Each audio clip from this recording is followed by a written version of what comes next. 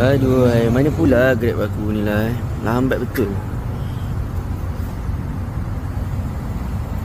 Lama ni lah, panas. Aduh. Cik Grab lah? Ya, betul. Assalamualaikum cik.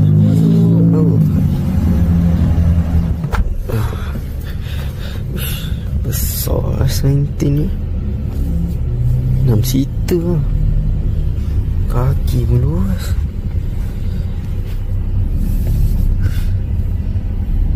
Ada panoramic sunroof.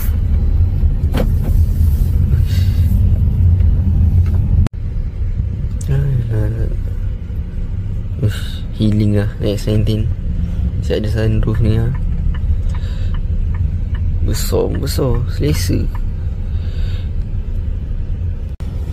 Sejuk lah. Ui, patutlah sejuk. Sini ada aircon, situ ada aircon. Setiap sudut ada aircon. Slowkan sikit lah. Ya Allah. Sorry tadi, Cik nak masuk parking ni lah. Biasalah kereta baru ambil X90 ni. Kereta panjang je, besar kan. Aduh, tak pandai nak ambil side ni. Takut. Kereta panjang lah dik. Sekejap. S19 ni, tak silap saya pakcik, S90 ni dia boleh parking sendiri tau pakcik. Pakcik tak payah nak susah-susah reverse masuk. Okey, pakcik nampak tak button kat tepi tu? Mana? Yang mana? Yang ni. Yang ni. Okey, yang ni. Okay, pakcik tekan. Okey, dekat situ kan dia ada tulis tu. Nampak tu, start parking.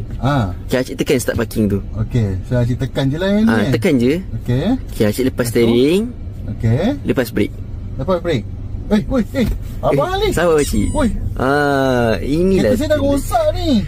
Bukan pakcik. Inilah teknologi canggih pakcik kat S19 ni. Oh, dia ada ni lah, auto parking assist ni ya betul. Itu ada lah pakcik dengar. Lepas tu okay, ni saya pegang balik lah. Tak payah, pakcik biar je. Pakcik boleh main relax, main handphone. Nanti dia masuk sendiri.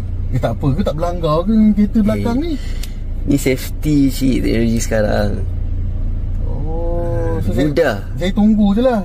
Pakcik tunggu. So mana kalau kata orang perempuan yang bawa kereta ni, time ni boleh lah dia pakai bedak, pakai lipstick semua kan. Jangan risau pakcik, kamera dia pun 360. Sediakan dia dapat detect 360 darjah sekeliling. Sesuai ni kalau bagi kat bini pakcik pakai ni. So sementara masuk parking tu dia boleh make up dulu, dia boleh kemas beg